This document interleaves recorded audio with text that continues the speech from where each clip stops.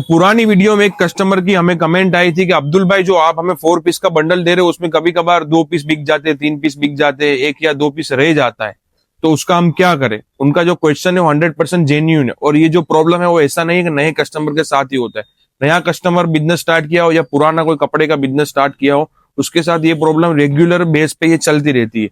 तो उसे आपको कैसे सोल्व करना है, इस टॉपिक पे हम लोग बात करेंगे और वो प्रॉब्लम को आप किस तरीके से सोल्व कर सकते हो जिससे आपको कोई लॉस भी नहीं हो और जो आपका मार्जिन है वो प्रॉपर चलता रहे। कभी कभार ये जो प्रॉब्लम है वो आपके हाथ से ही होता है। तो ये जो स्थिति होती है, जो ये प्रॉब्लम्स आता है, वो किस तरीके से आप माल बेचते हो और किस तरीके से आप माल नहीं बेचते हो, जिसकी वजह से ये प्रॉब्लम क्रिएट होता है, वो भी मैं आपको बताऊंगा। Welcome back to Hood Techs. मेरा नाम है अब्दुल। आशा है आप सब बहुत ही खुश होगे। तो आज का जो टॉपिक है आपने ऑलरेडी थंबनेल देख चुके हैं कि जो प्रॉब्लम्स कस्टमर को आ रहा है कि भाई 4 पीस का बंडल वो हमारे पास से परचेस करके जा रहे हैं, उसमें कभी उनसे 2 पीस 3 पीस सेल आउट कर दे रहे, उसके बाद जो बचा हुआ माल है उनके पास जो रेज आ रहा है वो उनका प्रॉब्लम है। तो आज मैं आपको बताऊंगा कि किस तरीके से आप माल बेचते हो जिससे सबसे ज्यादा ये प्रॉब्लम आपसे क्रिएट होता है। जो ये स्थिति क्रिएट होती है, जो आपके पास पीस बच जाते हैं, वो सबसे बड़ा मेजर प्रॉब्लम यही होता है कि जो कस्टमर कम बजट के अंदर बिजनेस स्टार्ट करते हैं, जैसे कि 10-12 हजार 15 हजार रुपए के अंदर उन्होंने बिजनेस स्टार्ट किया है, सबसे ज्यादा प्रॉब्लम वही ये चीज का फेस करते हैं। बिकॉज सबसे कम बजट में जब वो बिजनेस स्टार्ट करते हैं तो जो उनके पास प्रोडक्ट रहती है 12-15 हजार रुपए में उन्होंने 4-5 या 7-8 बंडल उन्होंने परचेस कर लिए। अब उन्होंने उसके अंदर से माल बेचना चालू किया, उसमें से कुछ पीस बिक गए, कुछ पीस नहीं बिके। अब उनको वापस से नया माल लेके आना पड़ेगा जिससे पुराना माल उनको साथ में मिक्स करके वो कस्टमर को नया करके भी दिखा सके, बट उनके पास ऑलरेडी बजट ही नहीं है जिसके वो अपना रोटेशन घुमा सके। तो उसके लिए जो कम बजट वाला जो कस्टमर रहता है इस चीज में सबसे ज्यादा फंसता है, क्योंकि उसने एक बार माल बेच लिया, उसके अंदर से आधा माल उसने बेच लिया, उसके पास 5-7 हजार रुपए बचे हुए, 5-7 हजार रुपए में वो नई से परचेस कैसे करेगा। अब उसकी जगह पे कोई कस्टमर ने 50 हजार रुपए से बिजनेस स्टार्ट किया है, उसने आधा माल बेच लिया या 40% माल बेच लिया, अब उसको 20-30 हजार रुपए का माल चाहिए, तो वो ऑनलाइन भी मंगा सकता है। जैसा उसके पास माल आया, उसने नया माल रखा, उसके साथ पुराना माल भी रखा और फिर दोनों माल को दिखाना चालू किया। तो उसमें जो प्रोबेबिलिटी है कि भाई आपका माल बिकने वाला है, जो नहीं बिकने वाली डिजाइन है वो बढ़ जाती है। उसके अंदर वो डिजाइनें भी बिकती है जो आपकी पड़ी हुई है और जो नया माल आपका आया है वो भी बिकता है, क्योंकि कस्टमर नया माल के लिए वापस आपकी स्टोर पे विजिट करता है। इसमें जो छोटे कस्टमर रहते हैं उनके पास क्राउड की भी लिमिट रहती है। जब छोटे कस्टमर घर से काम स्टार्ट करते हैं तो उनके पास जो क्राउड कस्टमर्स रहते हैं वो लिमिटेड रहते हैं। उनके आस पड़ोसी वाले रहते हैं, उनके रिलेटिव रहते हैं, वो सब आते हैं उनके पास से 4 पीस का बंडल है, उसमें से उन्होंने माल लिया, सिलेक्टेड जो भी उनको माल पसंद आया उन्होंने कलर ले लिए। अब जरूरी नहीं है कल सुबह वापस वही कस्टमर आपके पास आएगा और दूसरे कलर भी लेगा। अगर उसको उसके अंदर से 3-4 कलर पसंद ही आ रहे तो पहले दिन ही आपके पास से ले लेगा ना।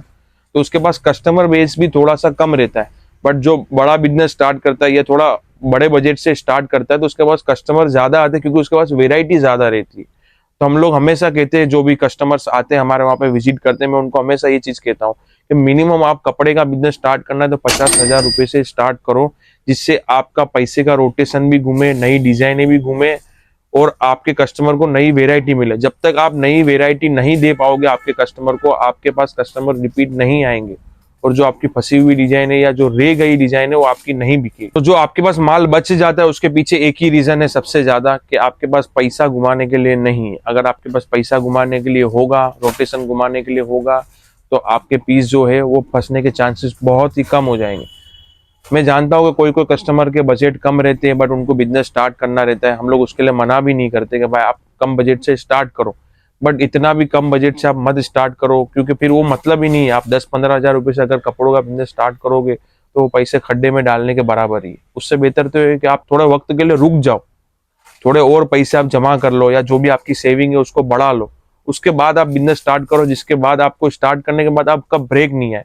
अभी आपने 10-15 हजार रुपए में बिजनेस स्टार्ट भी कर लिया, फिर आपको वापस ब्रेक आया, फिर आपको समझ आए, फिर आप वापस से आपने सेविंग किया पैसे और उसके बाद वापस आप परचेज के लिए आए, तो उसमें आपका टाइम बहुत टूटेगा और आपका मोटिव जो होगा वो भी टूट जाएगा। उससे बेहतर है कि थोड़ा सा सेविंग आप बढ़ाओ और थोड़ा एक मिनिमम बजट लेके आओ जिससे आपका रोटेशन नहीं रुके। बट जो पीस बचने का जो चांसेस रहता है वो हमेशा रहता है। अगर आपने कोई बड़ा शोरूम चालू कर लिया, कोई बड़े शोरूम वाला भी है, उससे भी ये प्रॉब्लम तो आता ही रहता है कि भाई उसके वहां पे थोड़े थोड़े पीस बच जाते हैं। भाई बंडल के अंदर 1-2 पीस बचे या 1 पीस तो मिनिमम बच ही जाता है। बट जो बड़े बजट के अंदर जो अभी बिजनेस स्टार्ट करते हैं वो लोगों ने 2-3 लाख रुपए लगाए, अब उन्होंने 80-90% उनका माल बेच लिया, 10-15% उनका अभी के लिए माल बच जा रहा है। तो वो उसको ज्यादा मायना नहीं रखता है, बिकॉज उसका 80-90% तो माल उसने बेच चुका है, उसमें उसमें अच्छे से अच्छा उसने मार्जिन कमा लिया है, उसने प्रॉफिट अच्छे से अच्छा बना लिया, तो वो जो माल पड़ा है उस पर वो ध्यान भी नहीं देता है, क्योंकि उसको उससे अच्छा तो मार्जिन जो माल उसने बेचा है उसके अंदर मिल चुका है। वो अपना माल बेचते जा रहा है, दूसरा मंगाते जा रहा है, वो अपना माल बेचते जा रहा है, दूसरा मंगाते जा रहा है, क्योंकि उसके पास पैसा है, रोटेशन है।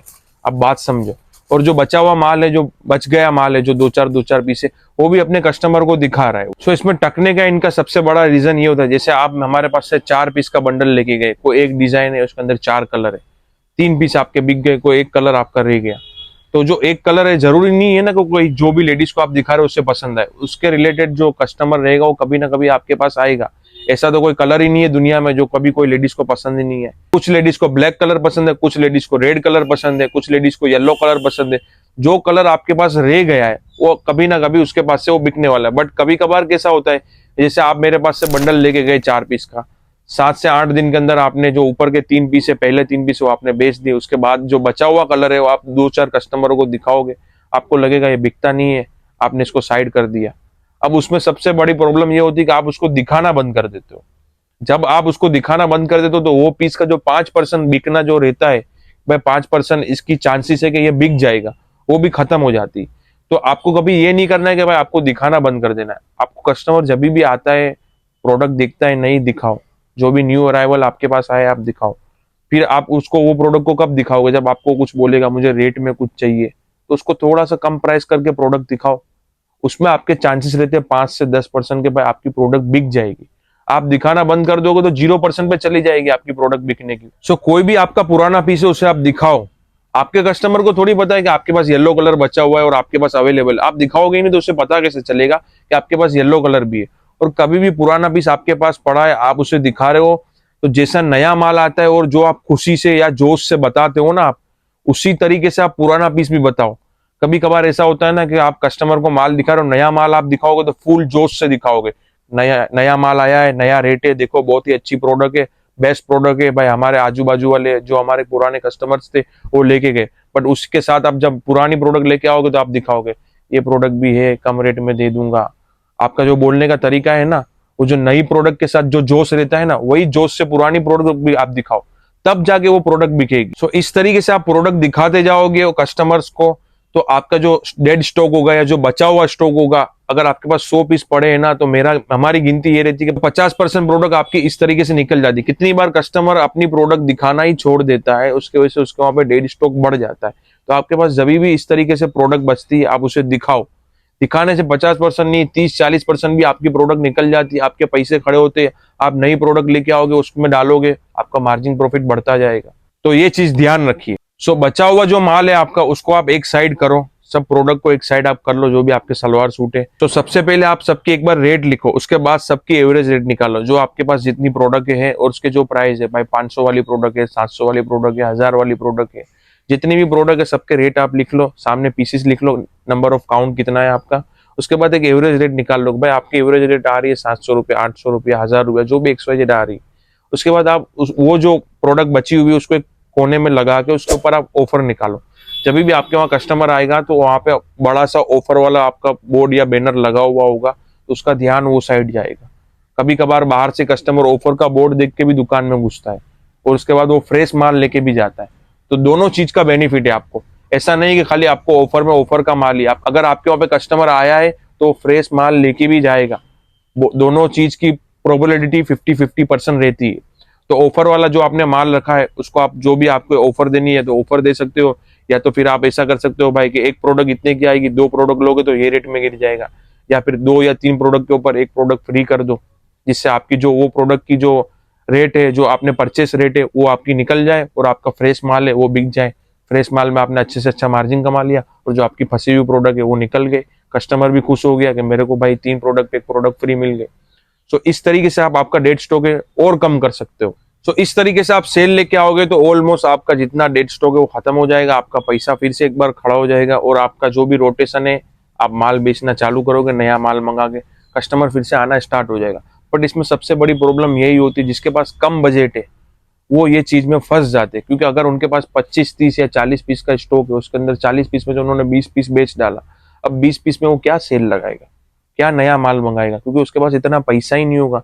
कस्टमर भी उसका बार बार आएगा उसकी दुकान पे, आजू बाजू वाला घर से काम करता होगा, आके देखेगा वही स्टॉक पड़ा है।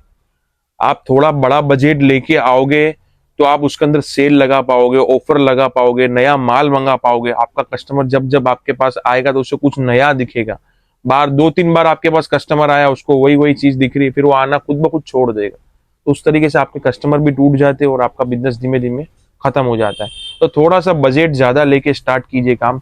मिनिमम 50,000 रुपया तो आपको लेके स्टार्ट ही करना है, क्योंकि आप कपड़ों के बिजनेस में जा रहे हो। और थोड़ा सा ये जो डेड स्टॉक है, जो 1-2 पीस बचता है, वो कभी कभार हमारे वहां भी हो जाता है। जरूरी नहीं है कि जितनी डिजाइन हम लोग बनाते हैं उसी दिन बिक जाती है या 15 दिन में बिक जाती है। कभी कभार कोई डिजाइन रह जाती है तो हम लोग भी उसको लोड करते हैं, सेल में निकालते हैं, कस्टमर्स को दिखाते कि भाई हम लोग, आपने ये फ्रेश परचेस कर लिया, अभी ये सेल में हमारे पास माल पड़ा है, तो उसमें से कुछ पसंद करके ले जाते हैं। पर हम लोग सामने से उनको बताते हैं कि भाई अभी ये हम लोगों ने सेल में ये प्रोडक्ट निकाली है। कस्टमर को थोड़ी पता है कि हम लोगों ने सेल में ये प्रोडक्ट निकाली।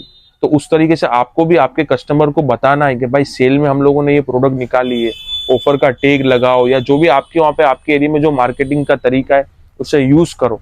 जब तक आप आपके कस्टमर को बताओगे नहीं कि भाई हम लोगों ने ये सेल में निकाला है, आपका डेड स्टॉक खत्म नहीं होगा। उम्मीद करता हूँ ये वीडियो आपको बहुत अच्छी लगी होगी। आपके जो जो प्रॉब्लम्स है वो सोल्व हो जाएंगे फ्यूचर में, कि भाई किस तरीके से आपको माल बेचना है और आपका जो डेड स्टॉक है वो खत्म करना है और पैसे का रोटेशन घुमाना है, नया माल लेके आना है। मिलते हैं नेक्स्ट वीडियो में। अगर आपको कुछ भी प्रॉब्लम है, उसके अलावा भी कोई भी प्रॉब्लम है, तो आप वीडियो में कमेंट कर सकते हो। नेक्स्ट वीडियो हम लोग वो प्रॉब्लम के रिलेटेड आपको बना के देंगे, जिससे आपको हम लोग हेल्प कर पाए और आप अच्छे से अच्छा ग्रो कर पाए।